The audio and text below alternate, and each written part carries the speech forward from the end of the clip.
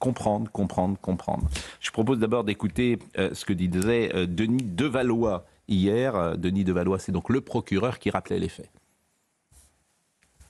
Les faits se sont produits à Nogent, en Haute-Marne, hier, entre 8h15 et 8h30, devant le portail du collège, lors de l'entrée des élèves. Le mis en cause, lui-même collégien âgé de 14 ans, a sorti un couteau de son sac et a porté plusieurs coups violents à la surveillante qui se tenait à l'entrée. Il s'agissait d'un couteau de cuisine de 34 cm avec une lame d'une longueur de 20 cm. L'autopsie, pratiquée ce jour, a mis en évidence 7 plaies situées principalement sur le côté gauche de la victime, 2 lésions de défense au niveau des mains, une plaie au niveau du crâne, 2 plaies au niveau des épaules, 2 plaies dans le dos, dont une à l'origine du décès d'une profondeur de 18 cm. C'était hier après-midi. Écoutez ce que disait Denis Devallois sur la personnalité de Quentin.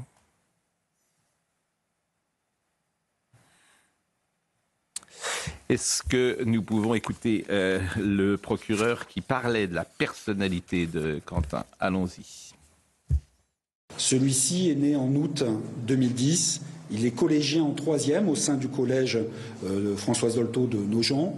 Il est décrit comme sociable et plutôt comme un bon élève. Intégré à la vie de son établissement, il est d'ailleurs référent anti-harcèlement depuis plusieurs années. Il est issu d'une famille unie et insérée professionnellement. Aucun membre de sa famille, ni lui-même, ne présente d'antécédents judiciaires. L'enquête a établi qu'il avait fait l'objet de 2 sanctions disciplinaires en novembre et décembre 2024. Une pour avoir porté des coups de poing à un camarade de classe, une autre pour avoir frappé un élève de 6e. Pour ces faits, 2 sanctions disciplinaires ont été apportées par l'établissement scolaire. Une exclusion des cours pendant une journée avec présence au collège pour les premiers faits, puis une exclusion complète d'une journée pour les seconds. Depuis, aucun nouvel incident n'était intervenu dans l'établissement. Dupont, vous venez à nous voir depuis de nombreuses années et pendant le Covid, vous aviez tiré la sonnette d'alarme. Vous aviez dit attention à la santé mentale des enfants, on est en train de les détraquer, ces gosses. Vous l'avez dit, redit en permanence. Je ne veux pas dire que personne ne vous écoutait, ici on vous écoutait en tout cas. Et aujourd'hui, on a le sentiment de ravage chez une jeune génération qu'on a mis devant des écrans. Aujourd'hui, on ne veut plus qu'ils soient devant des écrans, mais on les a mis devant des écrans pendant des semaines, des mois, et qu'il s'est passé quelque chose. Bon, est-ce que vous faites un lien entre ce qui s'est passé ces dernières années et ce qu'on observe aujourd'hui ? Oui, bien sûr, je fais tout à fait un lien. Moi, je l'avais dit dans le Figaro en 2021, il y aura une génération de jeunes ou déprimés ou très violents. On a énormément de dépression, c'est la catégorie de la population qui va le plus mal, qui est le plus sous psychotrope même. Donc c'est quand même très préoccupant et évidemment énormément de violence. Alors je crois qu'il y a eu plusieurs moments dans notre société qui ont conduit à cela, parce que c'est intéressant que le procureur rappelle qu'il n'a pas d'antécédents juridiques, mais pas non plus de problèmes psychiatriques. C'est-à-dire que la catégorie du mal et la catégorie de la maladie mentale ne sont pas des catégories qui sont identiques et qui se superposent complètement. Le mal peut surgir sans qu'il y ait l'excuse de la maladie mentale et on aimerait bien se consoler avec de la psychiatrie, mais ce n'est pas toujours possible. En revanche, la société, elle est de toute évidence malade. Et les enfants, vous savez que les enfants dans une famille dysfonctionnelle, souvent c'est eux qui portent le symptôme. C'est-à-dire la famille va bien dans son délire et c'est l'enfant qui voudrait être sain qui développe un symptôme. Et ben, je crois que notre société est comme une famille malade dont certains jeunes manifestent la symptomatologie. Alors il y a eu évidemment le Covid où on les a privés de tout ce dont ils avaient besoin pour devenir des adultes équilibrés au nom de ne pas tuer les personnes âgées, etc. Donc on a enlevé les interdits structurants, la compétition sportive, les cours, la relation avec les pairs, le développement des compétences sociales, avec des choses très coercitives, très infantilisantes, très culpabilisantes, tu vas tuer papy et mamie, etc. Donc ça, c'était déjà terrible. Mais je crois aussi qu'il y avait eu un autre pas de franchi précédemment entre 2000 et 2010 où on ne s'est pas rendu compte avec l'arrivée des technologies et de l'optimisme technologique de ce qu'on était en train de mettre dans les mains de nos enfants. Et à quel point ça allait gommer la frontière entre le bien et le mal, entre le virtuel et le réel, entre la vie et la mort. Et je crois que c'était ces 2 étapes, des conséquences d'un moment qui est là depuis les années 70, où en fait on a fait sauter toute la colonne vertébrale de la société. Parce qu'on a horizontalisé complètement la relation entre les adultes et les enfants, au nom du jouir sans entrave. Donc les enfants et les ados seraient des adultes comme les autres. Non, ce n'est pas le cas et ils n'ont pas de discernement et ils ne peuvent pas anticiper les conséquences de leurs actes. On a fait sauter les interdits structurants, on a tué toutes les figures d'autorité, on s'est mis à mépriser la connaissance, l'idéologie est rentrée à l'école et donc de proche en proche, on a tordu complètement notre anthropologie. On a mis en place une société où le paraître et l'avoir est beaucoup plus important que la pensée, l'imaginaire et les cadres symboliques. Si bien qu'on a des jeunes aujourd'hui, on le voit en thérapie, nous on est en difficulté parce qu'ils n'ont pas de vocabulaire. Donc, quand ils vont mal, ils disent « je vais mal, mais je me sens vide ». Et quand on leur dit « il y a quoi dans ce vide ?», il n'y a pas de mots pour qualifier le vide. Ce qui veut dire que toutes leurs émotions négatives, toutes leurs pulsions, toutes leurs frustrations, ils sont obligés de les agir parce qu'on leur donne plus de support imaginaire et symbolique pour élaborer dans l'humour, élaborer dans le récit. Et c'est ça qui est très préoccupant, c'est que je crois qu'on est passé d'une société du langage et du récit à une société de l'algorithme. Et l'algorithme, il conduit à de la violence. Quel tableau! Et il y a des solutions? Bonne matinée. Et il y a des solutions? Ah oui, il y a des solutions, mais qui ne vont pas être des solutions de petits bouts de la lorgnette. C'est-à-dire que ce n'est pas des portiques de sécurité et interdire les opinels et faire des cours d'empathie qui va résoudre le problème. On doit retrouver chacun notre place. Les parents doivent éduquer, mais il y a aussi un vrai problème sur la psychiatrie en France qui est en très mauvais état et qui continue, malgré les grands effets de communication, d'être abîmé. Il n'y en a pas assez de pédopsychiatres. Donc les enfants sont médiqués, mais ils ne sont pas suivis. Il y a 6 mois d'attente pour avoir une consultation psychologique en CMP. Et puis, il y a la justice. C'est-à-dire qu'un rappel à la loi à un mineur qui a déjà commis 4 délits, ça ne veut rien dire puisque la loi n'existe pas dans sa tête. Bon, ce qu'on aimerait évidemment, c'est que nos politiques soient à votre hauteur, si j'ose dire. Et qu'ils prennent la parole pour dire ce que vous dites. Et non pas qu'ils prennent la parole soit pour fustiger en disant que c'est de la faute des chaînes info, soit qu'il faut un portique. Vous avez parfaitement raison. Et c'est le problème des politiques. Soit parce qu'ils méprisent les uns et les autres en disant qu'ils ne sont pas capables de comprendre ce que je leur dirais, soit effectivement eux-mêmes ne savent... Je crois surtout que l'État jacobin veut prendre la place de gens qui sont sur le terrain et qui savent faire à leur échelle, les psychiatres, les profs, etc. Richard Millet. Oui, plusieurs remarques. Tout d'abord, il y a une espèce d'ironie tragique du sort qui veut que ce collège s'appelle Françoise Dolto, qui était une psychanalyste pour enfants, donc vous voyez que... etc. D'autre part, ce meurtre s'inscrit en même temps que celui qui a eu lieu en Autriche, à Graz, où quand même un post-adolescent de 21 ans a tué 10 personnes dans son ancien lycée. Et en lisant hier quelqu'un qui m'est très cher, c'est le philosophe danois Kierkegaard, je tombais sur cette phrase. Il disait « Il est interdit à l'homme d'oublier qu'il existe ». C'est-à-dire d'oublier qu'il est un homme. Or, il me semble que cette société est en train d'oublier que les hommes existent en tant que tels pour fabriquer ce qu'on voit aujourd'hui. Oui, mais alors pareil, qu'est-ce qu'on fait?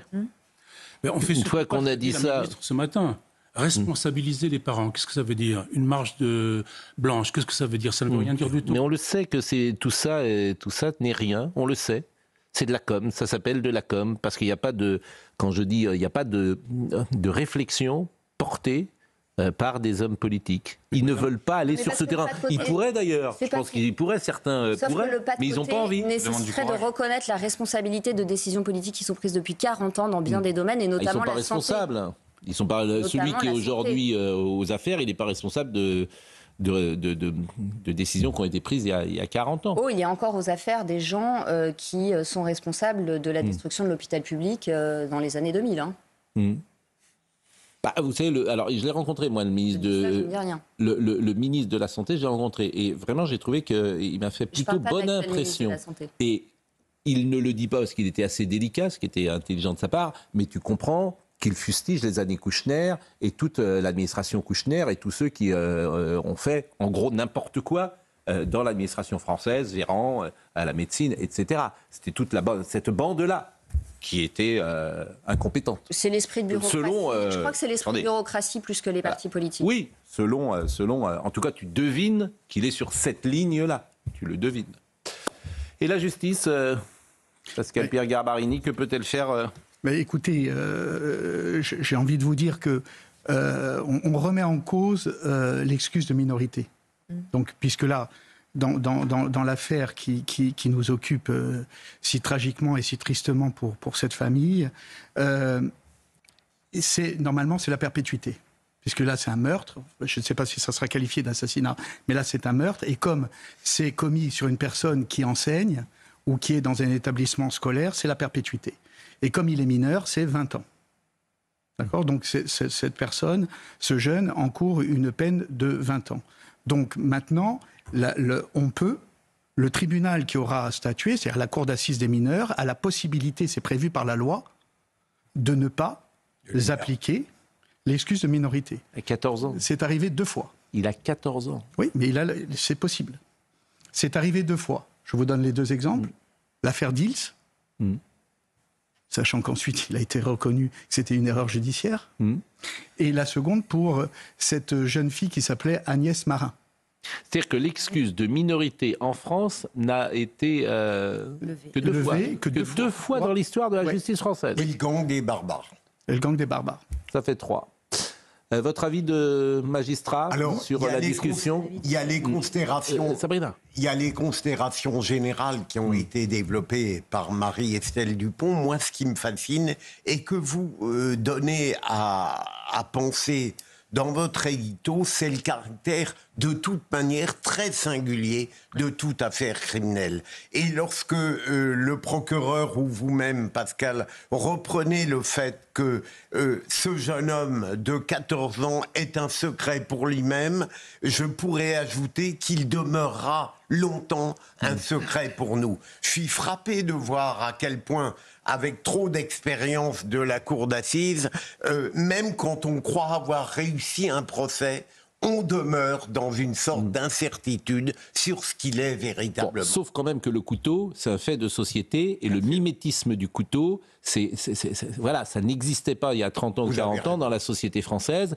et que ça, c'est quelque chose qui est importé. Mais manifestement sur le territoire de France. Il y a des catégories criminelles dans le passé qui montrent que lorsque quelqu'un commet un crime, par une sorte de contagion perverse, il y a une série d'événements criminels qui y ressemblent. On était l'autre jour avec un avocat qui connaissait la criminologie et qui nous parlait du mimétisme que vous devez vous-même connaître. C'était Girard. Il y a beaucoup de travaux de ce point de vue-là qui établissent ce que dit à l'instant Philippe Bilger. Alors écoutez le ministre de la Santé, puis sur la psychiatrie, il s'est exprimé, me dit Marine Lançon. Écoutons-le.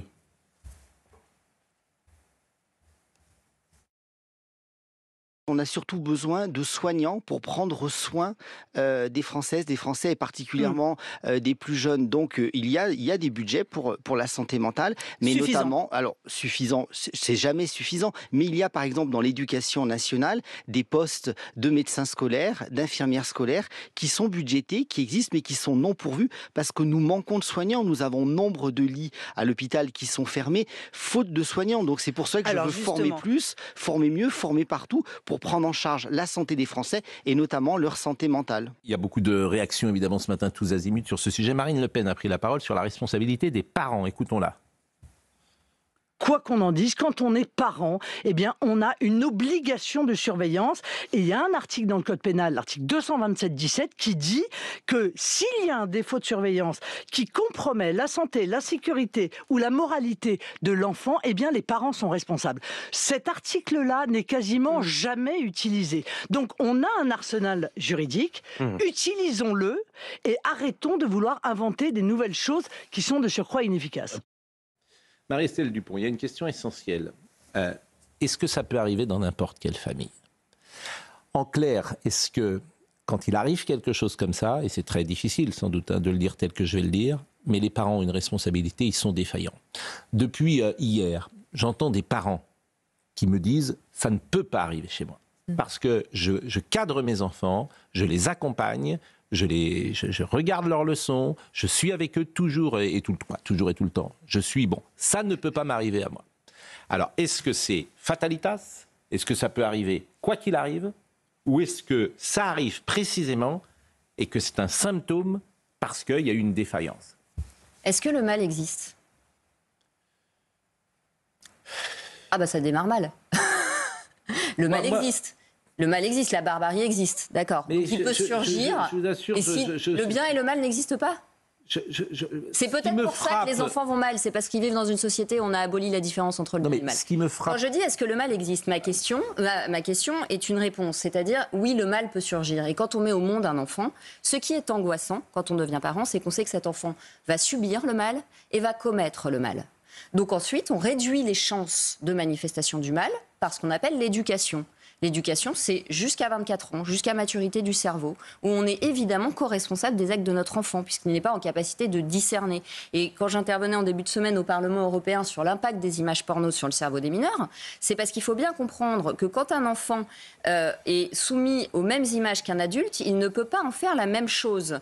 Et que pour s'approprier des choses violentes ou des choses qui le dépassent ou des choses qu'il ne comprend pas, quelle que soit la nature de cette violence, il est tenté de le reproduire. Vous parliez de mimétisme, il y a un mimétisme du désir, mais il y a un mimétisme de la haine.